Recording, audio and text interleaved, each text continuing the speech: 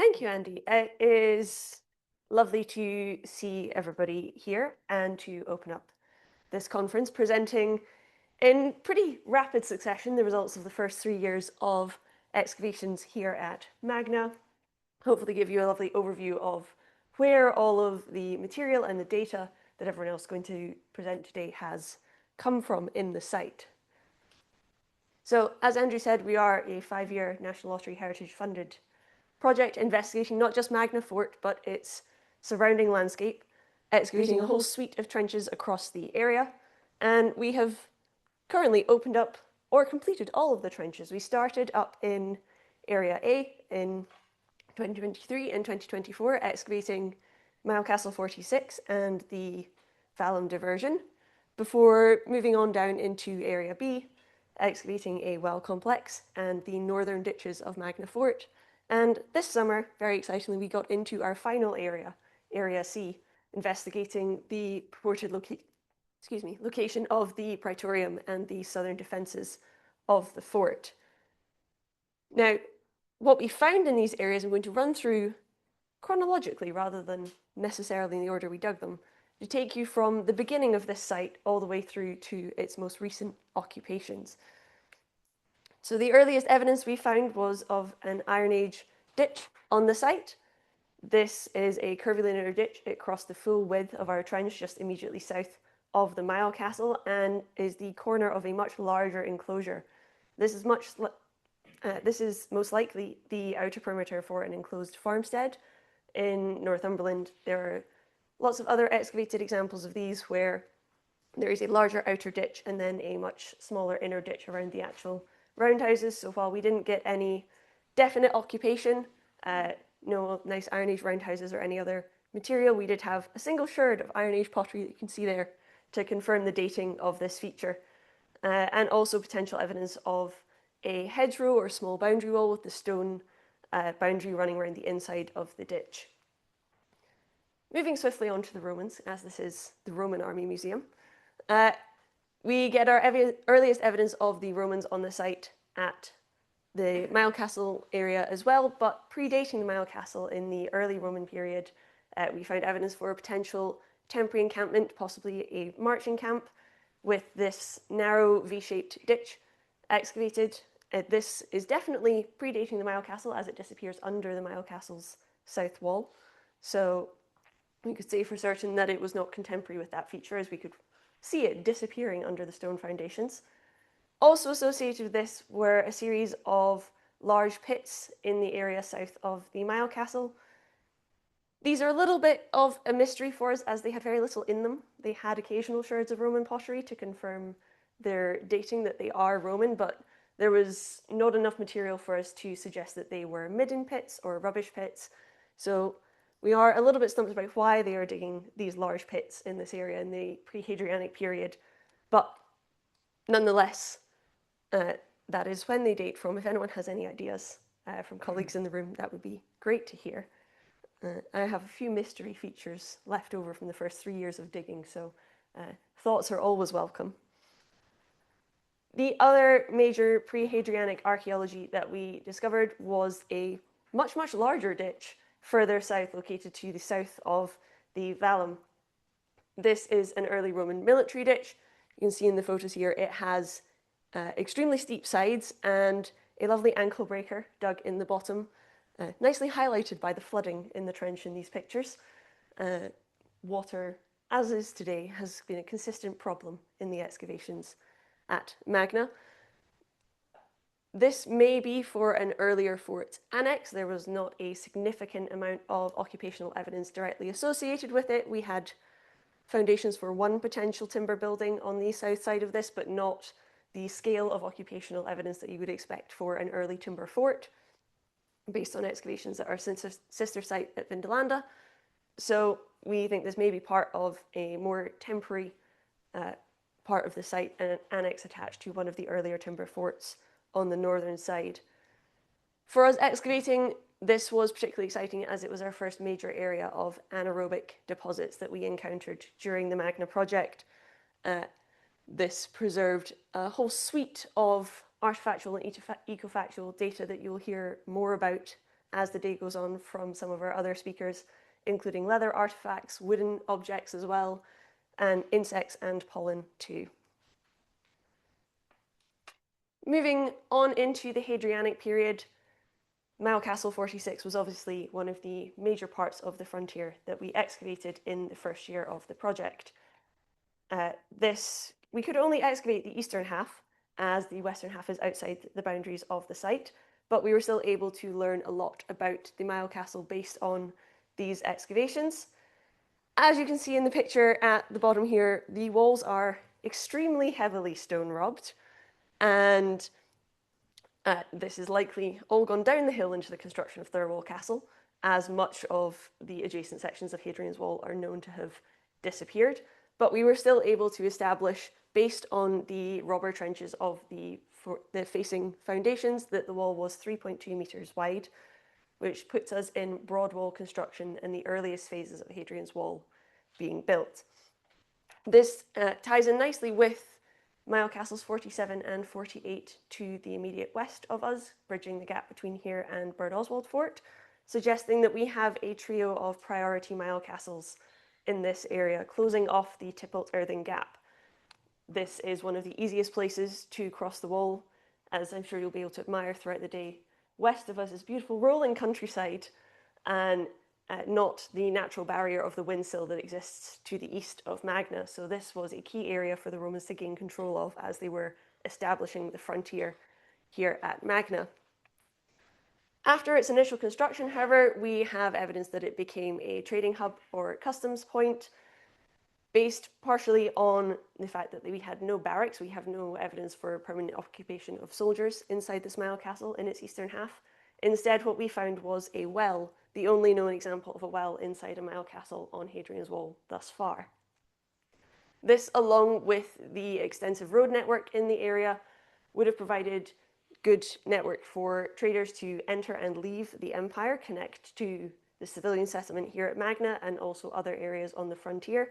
And if you are traveling with horses, pack animals, livestock for trade, having somewhere to stop and water your animals as you are waiting to go through Roman customs and pay your taxes, go through anything to declare, as with today at a passport control, you would have a chance to refill your own water or water your animals. The artifact here is our other major evidence for trade at the site. This is a dual balance weighing scale. It is one of only 14 to have been found in the UK and the first to have come from Hadrian's Wall. And items like this were very delicate weighing scales used for weighing small quantities of higher value goods. They are frequently associated with jewellery production and could have been used for also weighing objects like medicines or spices that we can't see archaeologically in the record. Continuing with the frontier for a little bit, we moved south in our excavations to the Vallum and excavated a section across this. One of the main reasons we wished to target the Vallum was it takes this very unusual diversion to the north that you can see in the topographic survey on the slide. It runs in a nice east-west line up the hill to the west of us and then kinks and runs north as it enters the site here at Magna, and to run exceptionally close to the line of Hadrian's Wall.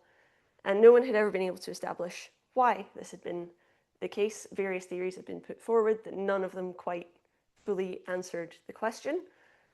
We can now say, based on our excavations, that the early pre-Hadrianic military ditch to the south of this sits in the exact location the Vallum would have run if it had continued in a straight line, and was still open and in use by the occupants of Magna at the time of the Vallum's construction. And no doubt they wouldn't have been too pleased if the legions digging the Vallum had come and dug up their fort or annex defences. So the Vallum diverts to the north partly to avoid this ditch, and with the added benefit of avoiding having to cross the bog, which sits to the north of Magna Fort. It should have turf mounds on both the north and south side. Only foundations of this survived. This doesn't mean we were not able to learn anything about this construction, however, as Tanya will discuss more in depth later on today. The other key feature that came from these areas of excavations, which you will hear about immediately after me, is a dispersed cemetery across this frontier landscape, which took us all by surprise and which Trudi will be telling us more about the individuals from shortly. Continuing on, I would say if you look out the windows, you would see this, but what you'll see is the backfilled trench of this area now. We excavated the northern ditches of Magna Fort, where we found a total of 2 ditches as opposed to the previously suspected 4 or 5. The primary fort ditch was more what you would expect for a fort defensive ditch. On its southern side, we found the foundations of the North Fort Wall. A la Mile Castle, it is also extremely heavily stone robbed. The picture at the top on the slide there is all that is left of the fort wall. We had a single course of foundation stones, mainly whinstone boulders, marking the outer face of this wall, and then all of the overlying rubble is the collapsed wall core material. All of these stones have been robbed out really extensively over the centuries, built into the farm and its outbuildings, the field walls, Blenkinsop Castle on the other side of the A69 today. Within the ditch itself, we found more curious stonework. We had a stone revetment going up the south side, which you can see in the 3D scan here. This caused a moment of brief confusion and panic during excavations where I thought I had found the fort wall built inside the fort ditch before we established that it is in fact stacking up the south side and likely would have continued all the way to the top of the southern side of the ditch had it not been truncated by the insertion of later field drains into the site. And this is there really to prevent slumping of the natural boulder clay down into the fills of the ditch, and was likely built after the first major event of that. There were at least 3 phases of this ditch being used. We weren't able to reach the bottom to see the primary cut. However, what we found instead was a massive dump of redeposited boulder clay in the base, suggesting that at some point in the early use of this ditch, part of the site had completely collapsed in, and they then recut the base and likely constructed this revetment to prevent that from happening again in the future. As you'd expect for Fort Ditch, it was used as a dump by the fort's inhabitants, and the main active backfill was full of all sorts of rubbish and other material deposited by the fort's inhabitants. We were very lucky that these main fills were anaerobic once again, the same as the fills in the earlier southern ditch further to the north, and preserved a whole range of leather and wooden artifacts. You can see a lovely wooden hair comb here, and a large collection of large shoes that will be getting discussed later on today, along with yet more chance to gather ecofactual data about the site and the environment that the Romans would have experienced when they were living here. The secondary fort ditch was much, much shallower than the primary ditch. Doesn't really look like it would pose much of a barrier at all to anyone trying to cross it with the depth of it. However, it did have in the base these narrow segmented ditches cut in. They're not typical for what you would expect as an ankle breaker in the bottom, as they are not continuous running along. They're a little bit smaller than the other ankle breakers we've excavated on the site.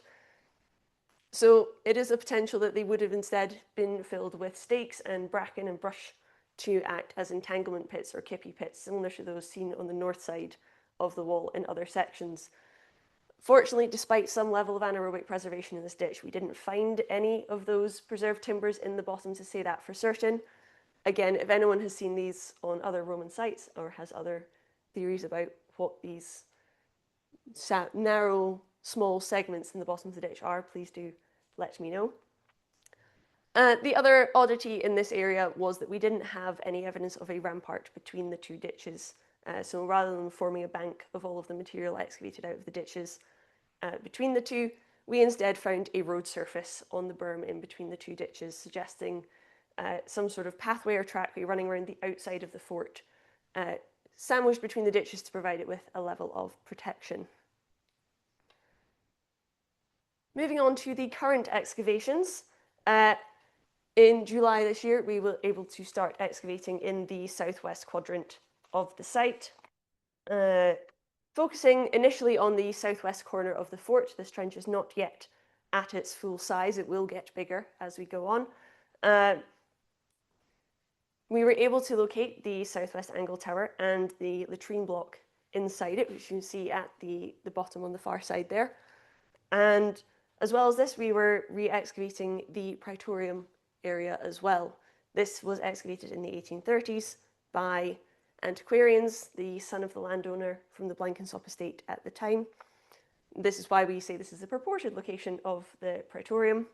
The 1830s reports say that they landed on the Praetorium's bath suite and excavated 3 rooms of this. We have found its walls.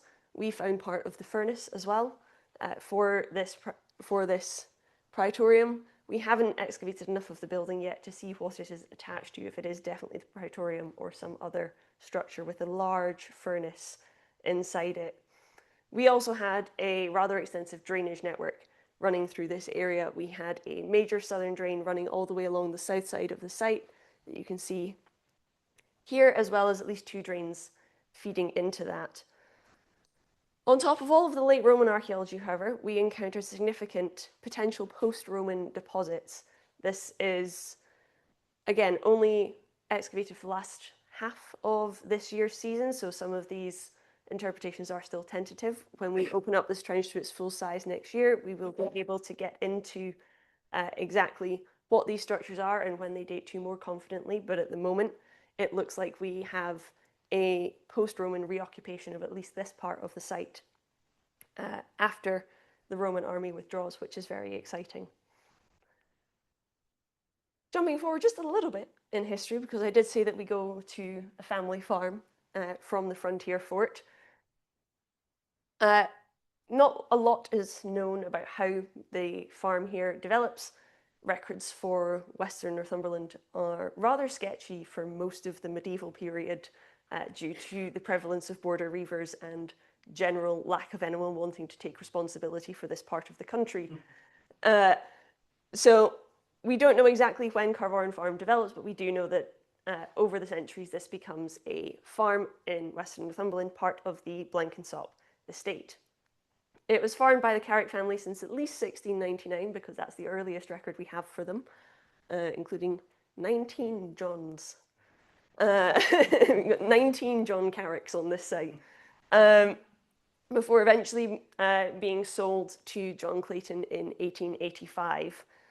It was a working farm, typically a dairy farm, up until 1971.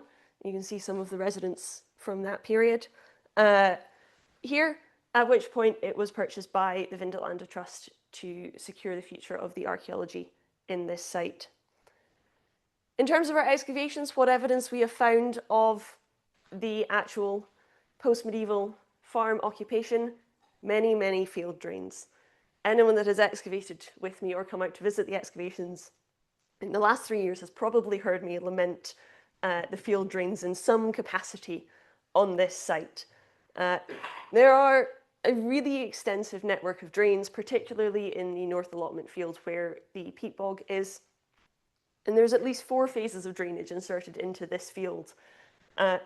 Many of these have now warped and broken as the peat around them shifts, as the deposits on this site are starting to change, which only exacerbates the flooding on the site as they channel water so far until they hit a break in the drain, and then that break is normally sod's law inside my trench, and therefore floods the trench. But they also are frequently inserted into the Roman features. So the picture here is of our excavations in the vallum, where you can see 2 different phases of field drain built into the upper fills of the vallum, the ceramic field drain and the stone one running next to it, which has largely been removed, but you can see it at either end of the trench, which makes sense for the farmers. They're exploiting the natural low points and wet points in the site.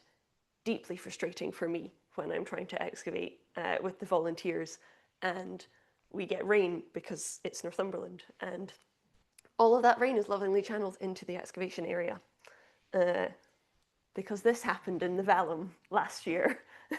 That is the same trench, not that much later on. The other major post-medieval feature that we found on this site was the well complex located in the peat bog.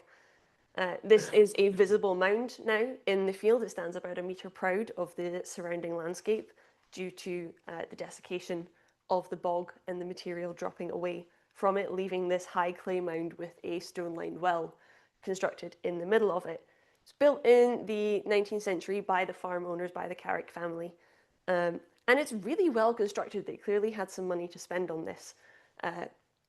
The dry stone lining is dressed on the inside to make a true curve, and it was constructed rather like a mine shaft with a construction cut dug down and braced with timbers on the way down before they built the stone well shaft back up out of that, and then filled the remaining space between the two with backfill and lots of farm waste, which is why I'm so confident with saying with when this dates to.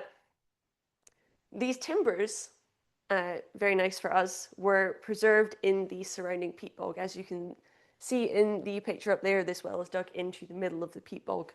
And so it worked in our advantage for establishing how this was built, in that we had this beautiful timber frame preserved all the way around it. And we were able to sort of answer the questions about why the well was there and who had built it.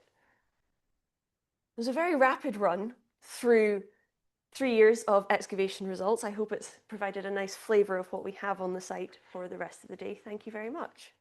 Thank you very much.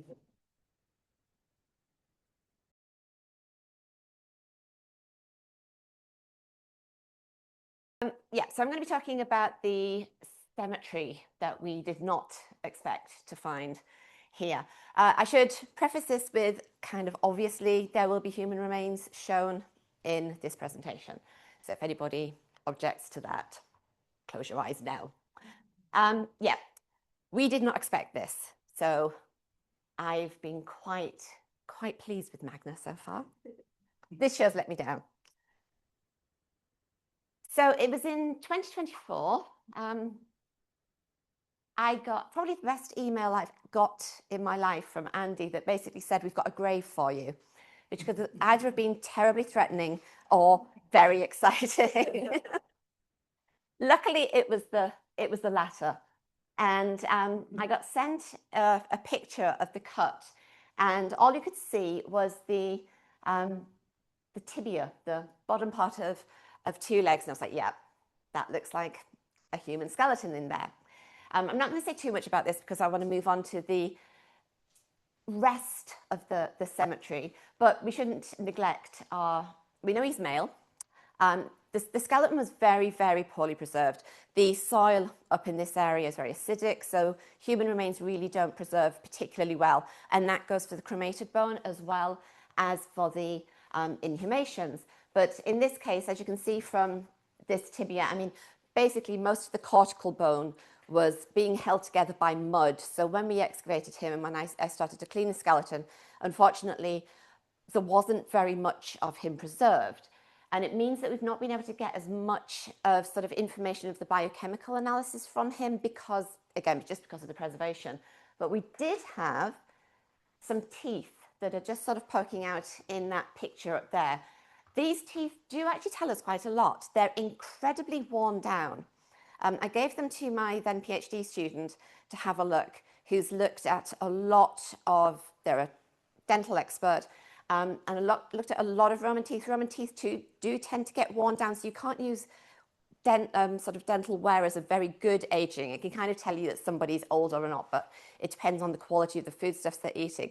But these are the most worn down and sort of eroded teeth, which my PhD student had seen, which gives us an indication that this is probably a very, very old individual. And because some of the enamel was preserved as well, we were then able to get quite a new analysis. It's only been around for about the last 10 years or so. And this is from the peptides, from the proteins in dental enamel. And who knew, but there's sex-specific proteins within the enamel. And this has proved to us that this individual was male.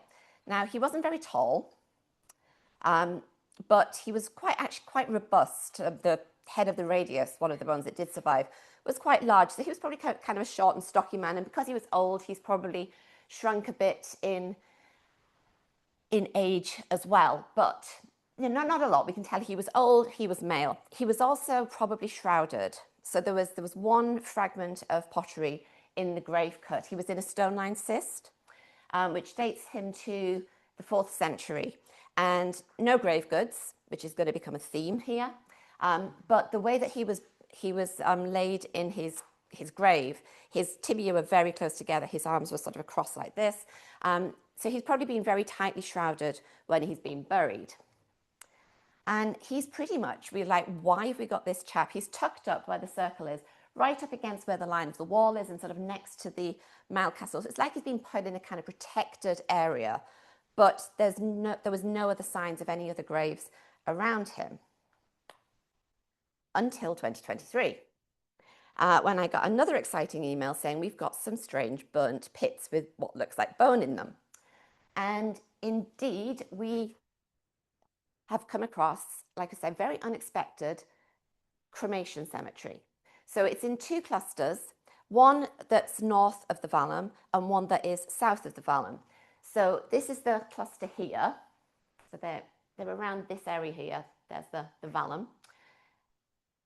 These burials, they're not what you would necessarily been expecting if you've read about Roman cremations. Often what you see is a lovely pottery urn, lots of big bits of bone and lots of nice sparkly things inside with them that have possibly been burnt on the pyre. This is not what we have got. And actually, jumping the gun a little bit, this is actually what I'm thinking is probably a lot more common than is usually being sort of presented when we talk about Roman cremation cemeteries. And particularly, it's a pattern that is appearing now that I'm doing sort of a deep dive into the excavation reports of other cemeteries around, that this seems to be quite a common thing. In fact, probably it's the major burial type. What we're seeing here is, I've got a better picture on the next one. They don't show it particularly well when they're photographed, but this sort of dark circle here, when I was excavating them, they're very distinctive. It's a very distinctive circular or sort of subcircular conglomeration of material that has clearly come from the pyre. So there's a lot of charcoal, burnt material. It's very sort of red and dark in colour with bone inside them. Not all of them have large quantities of bone. In fact, we do not have very much bone in any of these particular burials. And again, as I say, I'm seeing this in other cremation reports. They just don't seem to get the emphasis as I suppose, the nice ones in the urns with the shiny bits. In this cluster, most of them were dug around this feature, which I'm going to show you in greater detail, which is a pit with quite a lot of burnt material in it and a lot of burnt bone. These are sometimes seem to be being reported as sort of like large burials, but again, I think it's a sort of different common feature that we're seeing in these types of burials. I'll say more about the actual sort of cremation burial contexts when I come on to them, but just have a look at the pit. So at least 3 of these of the actual burials were sort of dug into the sides and around this pit, which you can see in various stages of excavation. There it's been sectioned, the 3D image, and this is the shape of the pit after it. And this is all of the bone that we got out of this pit. Now that is not one person. It was actually quite, not beautifully stratified, but there was definitely different sort of layers of deposition into it. So there's been different sort of burial, not burials, I should say, depositions of material into this area. What we're looking at here is probably the remnants of pyres. So the bodies are being burnt on funeral pyres, and then a small token or a small part of that pyre material, whether or not it has much of the actual burnt body of the individual, is being placed into one of these discrete burials. And they are very discrete burials. Like I say, they really are quite distinctive. When we were excavating, you could tell the edges of them just from the colour and the context and sort of the feel of the material as well. So we're looking at here at a sort of we kept calling it the multi-person pit, but I think we should sort of think of it as the pyre deposit, or a deposit of material that's probably been used over a period of years and for different individuals that have gone into that. So like I say, this section of material is not probably from all one person. And as you can see, the bone that we're getting out of these cremations is not huge. It's all very small pieces.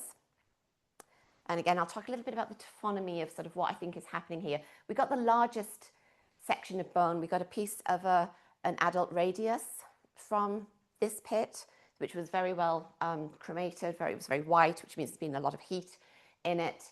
But that was probably the biggest piece, and it was only about 6 centimeters long. So just to move on, south of the vallum, we had another cluster of these cremations. Most of them were built onto a clay platform where you can see the red and the blue dots in the bottom corner there, next to a feature that I shall talk about in a moment. But again, very simple burials. You can see here, this is a sort of oblong shape, very distinctive cut for the burial, but nothing really sort of marking it out. We have the earliest one comes from here. The earliest one is actually a box burial. So it's the only one slightly different in all of this, in that it was in a very, like you can see it in the ground, a very distinctive square box shape. I think there's some bits of wood was found in it, but nothing like nails or anything. So again, it's a very simple burial. There's nothing sort of elaborate about it. But then next to these features, there was something very unusual. So this is the ditch, that the pre-Hadrianic ditch that Rachel was talking about. This was still open at the time that this, you can see the oblong shape, which was a large sort of egg-shaped or oblong-shaped ditch, well, cut rather than ditch, I think I probably should say, with a very distinctive burnt section in the middle. And at first, when I started excavating that, we thought it was just another continuation of the cremation burials, but it became clear that this was something different. There weren't these discrete, round, sort of red and blackish patches with the bone in them. There was a much longer, I mean, basically it was a human-shaped, human-sized section of very compact sections of burning ash, wood, very sort of highly burnt materials, so it's very orange in color. In fact, I can probably show you this. There you go. You can see a section through it, and as we were excavating it, which I tentatively at the time, and now I'm much more confident about, wanted to say this is probably the remains of the base of the funeral pyre. I think what we're seeing here is a conglomeration of different usages of burning on this spot. So the big oval cut shape is where the pyre was being built, and what we're seeing here is basically the remnants of the burning. So after the pyres have been cleaned out, this has been the sort of the burnt earth that's just built up, and you can see quite clearly that there's distinctive patches of this sort of nice, it's not, you know, clearly just on top of each other, but it's clear sort of stratification coming through of these burnt patches. There was no bone in this, or very little bone in all of this. There was flecks of bone, but there was no sort of big pieces within this itself, which was unusual compared to when we actually just sort of dug the actual burials. There were 2 burials down the eastern side of it. So just a little bit on how we analysed this. So we employed 100% sampling. So we sampled everything that came out of the pyre site and from each and every one of the cremation burials, and also the potential cremation burials, which if I've got time, I'll come on to at the end. So we were sieving, I think it was a 2mm sieve was the final sort of sieve size. And as I can see Frankie, I couldn't remember it. I couldn't find out where I'd written it down. Yeah, so 2mm. So basically making sure that we found everything that we could of the cremated bone that was in here. And in many cases, it wasn't very much. But again, that seems to be perfectly normal. Now, this is quite a recent thing, probably only in the sort of, well, yeah, last 10 years. I think it was 2015 when it was first put forward. Usually, if we're looking for isotopes, you know, isotopes in the body usually come from the teeth. But in 2015, there was a paper published that stated quite categorically that certain isotopes would be retained within cremated bone as long as that bone was fully calcined, was fully burned. So if you were doing any of these sieving and you were looking for it's the very, very white bone, because what happens when a body is burnt on a pyre, humans don't actually burn very well. But so you get differential burning around, so you sort of get differential. It's why any of the there's very few fragments of the human bone that I've been able to identify as a particular element. The first one I found was a big toe. Big toe, a radius, and it's actually the same for the animal bone that we found on it as well. So we're basically finding the extremities, the edges of the pyre, probably, if you think about how the body would be laid out on the pyre, where it's not burnt as heavily as in the centre. So the heat is higher in the centre, so you're going to get differential sort of burning. But luckily, some of our cremations were burnt well enough that we did get calcined bones. If you've got calcined bone, we can get strontium and now more recently lead isotopes from these bones, which means that we can start to look at some of the mobility patterns that we see from teeth as well. So what we did from here, because most of our bone was very small in pieces, we have looked at cortical bone samples. So this basically comes from the last 25 years of somebody's life. There was some trabecular bone, which gives you more recent, but we wanted to make sure that we were getting sort of a same sample from everybody.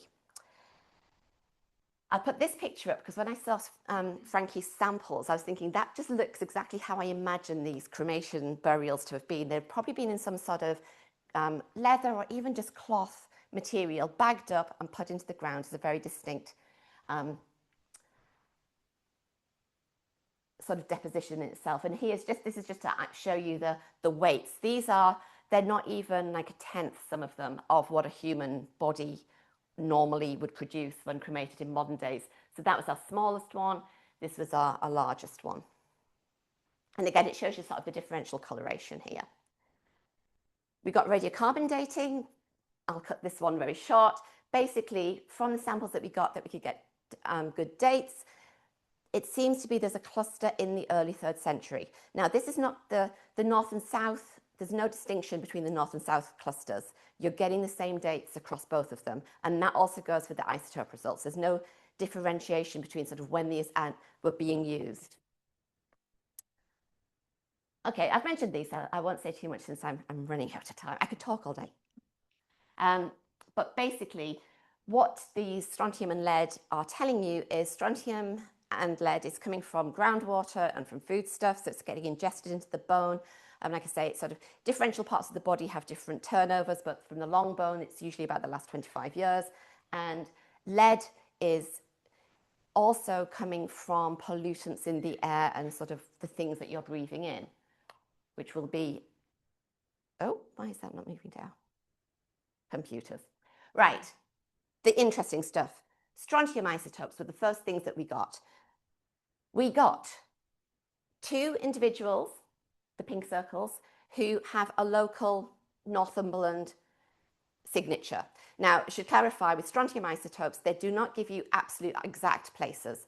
There are lots of places that could have similar isotope ratios as these across all of Europe. But what we did also get was a cluster of 4 individuals who do not fit the local pattern. In fact, they don't really fit Britain. Potentially Scotland, but probably not Britain at all.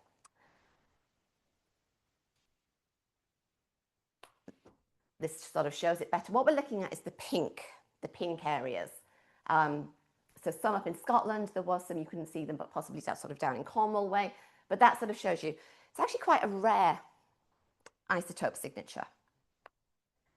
More recently, we've got the lead isotope results, and this is where it gets really interesting, because all of the lead, we had isotopes from 6 individuals. We've got another 3 that are currently under investigation, because I was really pessimistic, didn't think we could use them, and then I was told otherwise.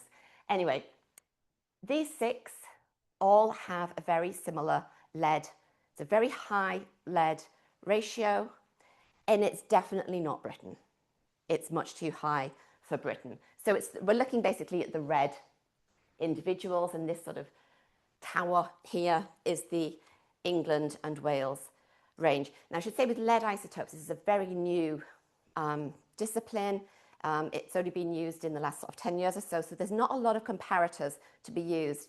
But what Joe Moore and Janet Montgomery at Durham have done for us is they've gone and looked at, thankfully Magna has lots of inscriptions that tells us where people come from, or where people we think the cohorts are coming from. So for example, Syria and Hamian archers, which hopefully I've got that right. Altar up there. Anyway, like I say, totally out of Britain. I'm getting 2 minutes, so I shall hurry up.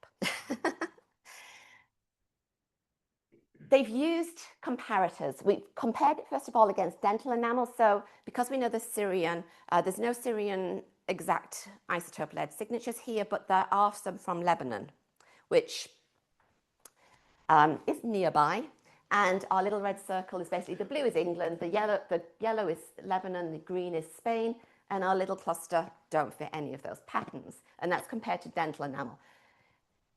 We can compare it with lead ore, because lead can be used to make artifacts, and we can get the isotopes in the artifacts. And this is where it gets really interesting, because they compared it. We know that there's a cohort of Dalmatians here. So we were able to look at the sort of the pink splodges are the artifacts and signatures of lead artifacts from certain places, like coins and things like that. And our individuals sit lovingly right on top of the Serbian stroke Bulgarian region where the Dalmatians come from. Now, this does not mean we have got definite proof of Dalmatian soldiers here, but what we have got is proof of people coming from that area to here. And I'm just going to finish very quickly with, there's a lot more here. I mean, that's very, very exciting results that are coming through. But what we also need to think about here is the fact that we've got these burials that there's nothing in. There's others where I'm beginning to think we might have discounted some burials that we didn't think because they didn't have enough bone in them, or any bone, that actually there might be bone as well. And to think about Magna not just as the fort, but this whole area, because we know there's another cemetery. I'm hopefully pointing in the right direction of where we know there's another cemetery there, where there's a tombstone of a woman from what is now Croatia buried. Why has she got a lovely tombstone, and yet people from the same area have been buried in a very different way? So we're not seeing sort of like clustering of ethnicity and burial practices here. We're seeing different things. We're probably looking at different stratifications of society and so on. And I'll finish with a big thanks to everybody, and particularly all of you postdocs who did all of that sieving. It was worthwhile. Thank you.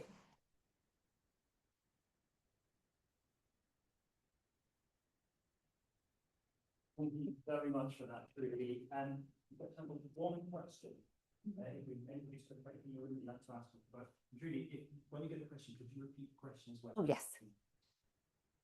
Yeah, so I mean, I have several questions for you, and that's so fascinating. Mainly two main ones. Is there any indication of the intensity of use of that fire? And then kind of partially related to that, is this part of a more formalized process, or is it kind of being orchestrated by a specific cultural group? Are there any indications for kind of where this is originating in terms of and its relationship to the fort?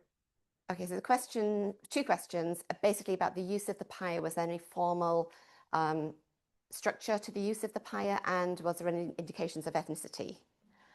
Straight answer, no. Very little evidence of that. I could probably answer in more detail if we talk about it, but there's not evidence of that. Okay, thank you very much. So we'd like to put our hands together one more.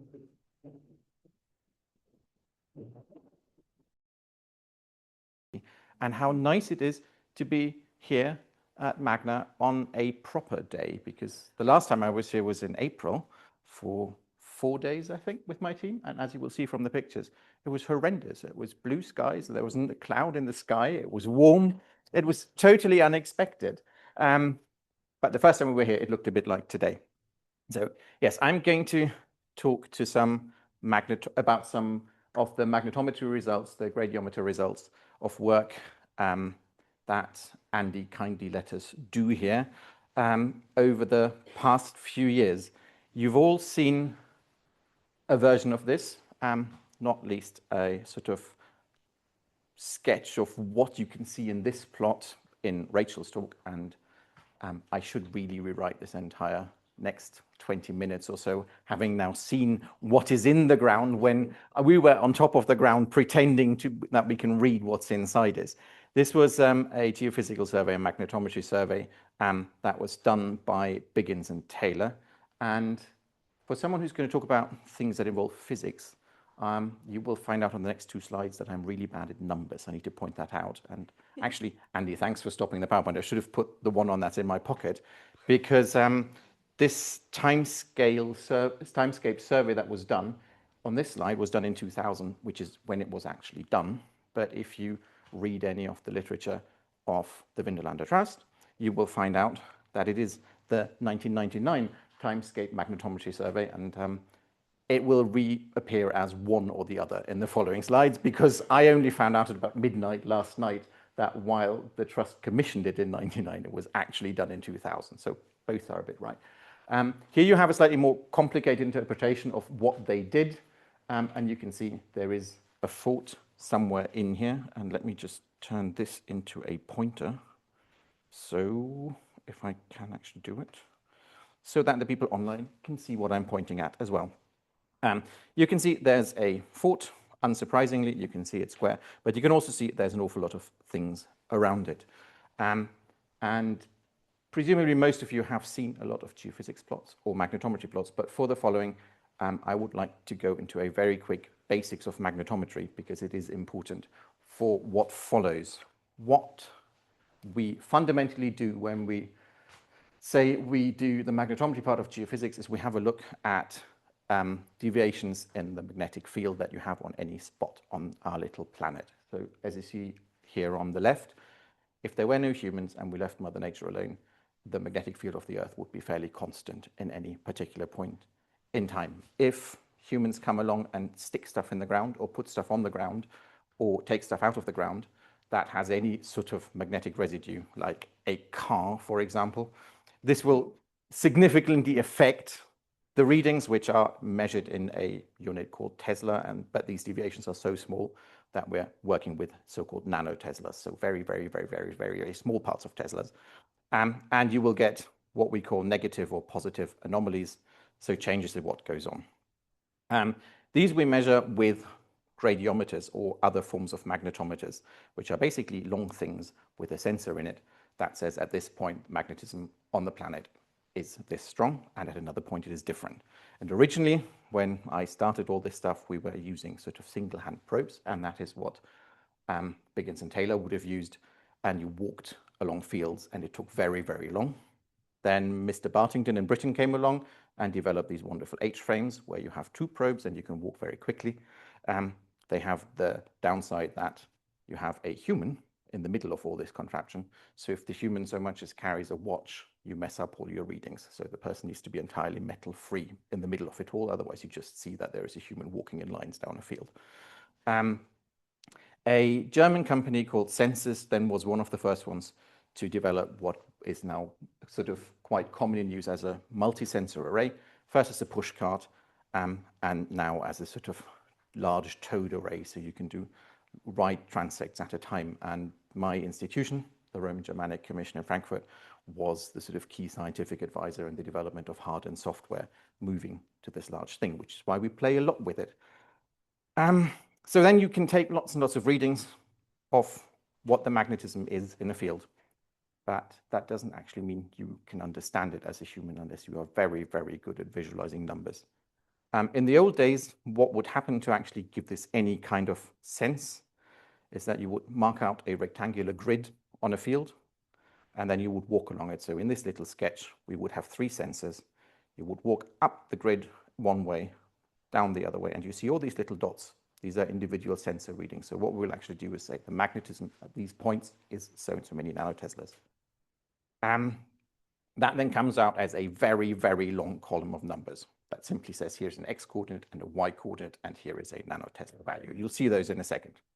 In the modern world, we now can directly GPS reference these things up to about 2 centimeters with a differential GPS system. So you have a base. This is in Scotland, where a lot of our testing and development was done together with Hess, that will say this is where you are and tell a rover, which is this little thing here on top of the multi-sensor arrays, this is where you are on the planet with an accuracy of 2 to 3 centimeters. So you can move along and suddenly we can either walk across a field and know exactly where we are, or stick the whole thing behind a quad and drive at about 5 to 10 miles. And simply see whereabouts in the world are. We don't need to stake out grids anymore. We know directly where we are. And then these little probes collect our data, which gets processed in very complicated computers, and then very nasty mathematical software, and finally visualized in GIS systems. That process looks like this. Just to give you an idea of what happens in the background of what I'll show you, I've taken an 8-hectare survey as an example. We've driven across the field, actually started this. You have a visualization of the lines that we drove. They come out as individual files. Oops, what have I done now? I did not mean to do that. I didn't know I could do that. Apparently I can zoom into slides. Each one of the lines you drive comes out as an individual file. So 8 hectares of magnetometry survey are about 500 computer files, which contain 7.8 million lines of data. And as you see, you have your X coordinate, your Y coordinate, so you know at which point you are. You have a file name. You have a sensor number, so we can actually find out what we're doing. So in this case, it was a 16 sensor array that was being done. And I'm showing you all this, and you can't see the pointer, sorry. Here are the sensor numbers. Here are the X, Y coordinates. And here you have the key thing, which is the nanotesla value. So at the end of our 8 hectares, we have 7.8 million dots stuck in the world.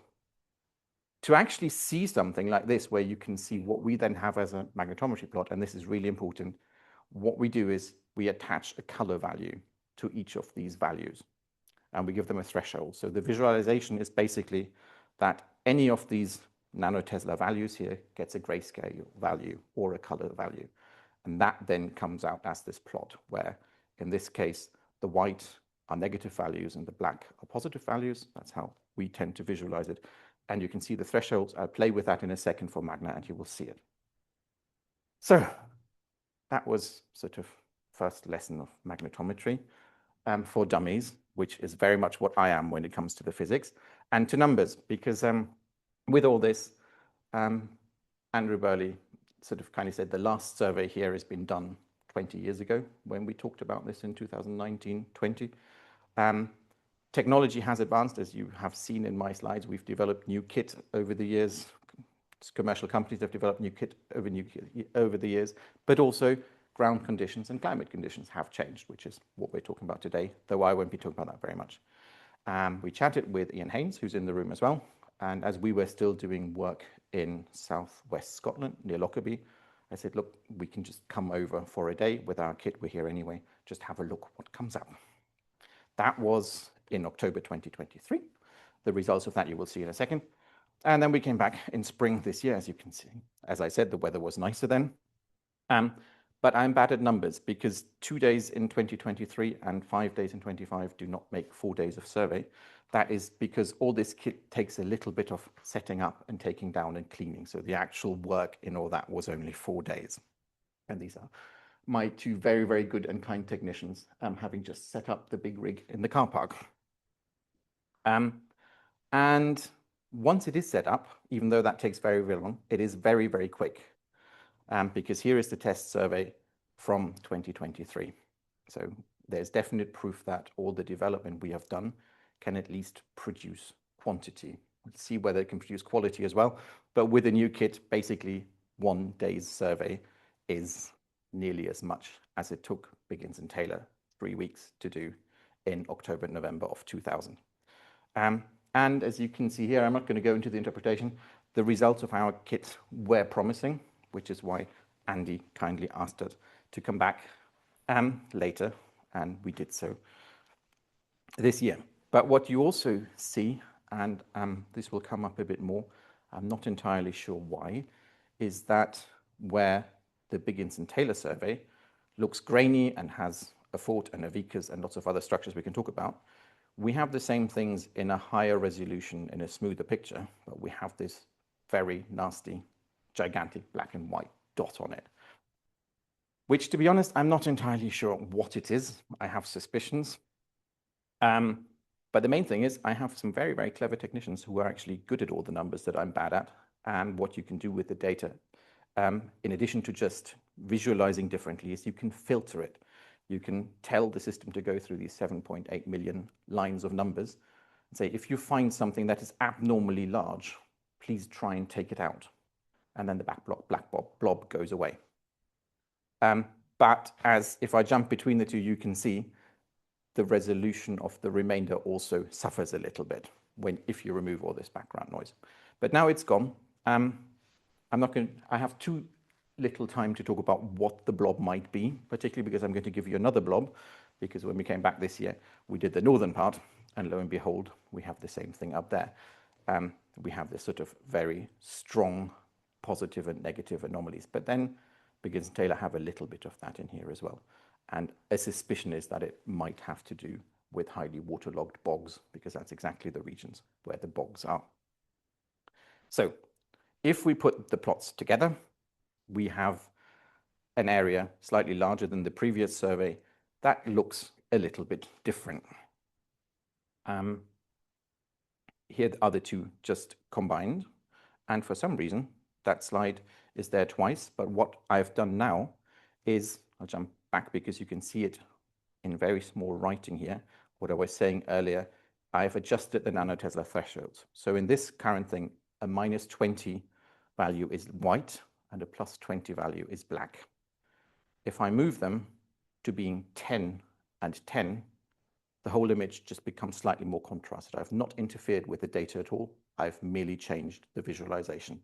And I can do that even sharper, and then we get closer to the Biggins and Taylor picture by adjusting these thresholds to + and -5. And you can see that this is where we have to play around. The image gets clearer in some part, it gets messier in other sections. And possibly, or probably the clearest for interpretation we have is actually this middle range of -10 and +10 that I would play around with a little bit in the following. So here you go, and have it slightly larger. You can see that we have the very nice photo of Magna. You can see interior structures, white would be walls, black parts are pits or sunken things. The main thing for me that I find really interesting is the Vikas area in the south, the civilian settlement that was known before. But what we have as a new addition, which wasn't visible before, is the stain gate. That is this anomaly running here and through the Vikas. That was not as clear before. And then we have all this area in the north that I should talk about and that I had ideas of. And then Rachel went and dug some trenches into it and showed us what was in those trenches. And now I'm not so sure. But this is more or less the bottom part of the vallum line and might actually be what you have in the bottom as an ankle breaker. I'm not entirely sure. What we do have very clearly is a lot of water pipes. I think your well should be somewhere here, if I remember correctly. And what we also have, which is very nice, is this sort of linear feature that runs almost parallel to the wall up here at the very top. I want to quickly jump into the Fort and the Vikas because that's where I feel slightly more comfortable. And just to reiterate my point of the different graininess of the resolutions, I've put all three next to each other here. Again, I think the clearest picture is actually the central one, but you can see on the left some features like the road actually come out better, whereas the narrower we run the threshold, the clearer walls start jumping out at you. In the southwestern corner, where you saw the excavations that Rachel showed you earlier, I finally understand since this morning why the picture is as bad as it is, because you have so much material that just overlies each other and bits of burning. But you very clearly have the fort shape. You have remains of the wall up here. And I don't actually know if you can see it clearly enough. You can't on the screen. So I will jump one picture further. What we also did, because here it's easier to talk about the walls, play a bit with direction of how you actually carry out a magnetometer survey. And normally people would try and run diagonally to walls because then they come out the easiest. With our vehicle-driven array, we are a bit stuck in the world of having to play with what geography gives us and what the quad can drive. But the 23 survey was at least in the fort area, driven in an east-westerly direction. Whereas when we came back this year, just for fun, we decided to drive it north-south. So this is exactly the same kit on exactly the same ground, 2 years apart. And I've put it to exactly the same threshold values, had exactly the same processing methods, and you can see it looks different. So it is actually really interesting how just driving a site affects what you can see, and you really need to look at the two pictures together to interpret them properly. So I've tried to plot everything together, and here's the picture you already saw in the morning. It's all there. There is a lot of sort of finer resolution inside the fort, which we will have to interpret in piece. We have less visible or fewer visible structures here, which were interpreted or drawn into the original survey, but that is, I think, because of the values set in this thing. What we very clearly have is this very nice sort of modern drain and other drains. So Rachel, it's not just you who fights with drains, we have them, and they're clearer than any of the Roman things. But a key difference for me between what Biggins and Taylor did here, and I will jump into their actual image rather than their drawing for some interpretation, is that they see the Maiden Way coming up from the south and running past the fort. And yes, there is a space here, but there is also very clearly something crossing it. But what is notable is that the actual southern vicus structure, and let me quickly filter out our strange overlying anomalies, has a clear gap in the vicus there that heads south. That is in line with the southern gate of the fort. Oops, what have I done now?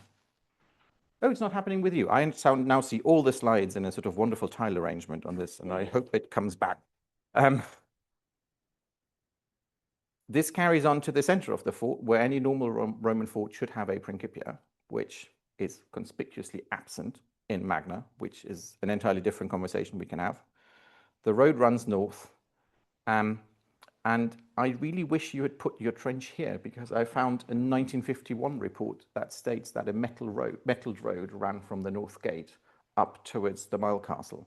And I would actually argue, as far as somebody can argue from a magnetometry plot, that the Maiden Way does not run here, but that Magna sits right on it, and that the metal road that runs down it and the gap in the vicus show it actually runs south further west.